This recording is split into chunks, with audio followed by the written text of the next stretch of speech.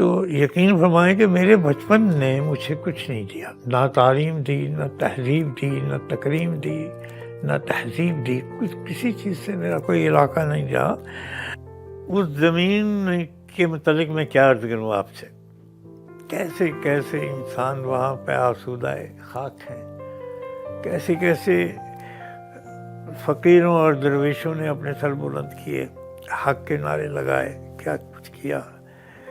यूँ ही काजल सरकार की वो गाड़ी नहीं आई तो मैंने पता नहीं क्या हो गया, वो कबूतरों के कुछ पेड़ ख़राब थे, तो वो कबूतरों से पहले कुछ बीटें नीचे गिर गईं ओह अच्छा। कबूतरों की, तो वो गाड़ी के कबूतर तो ना गिरे लेकिन बीटें गिर गई।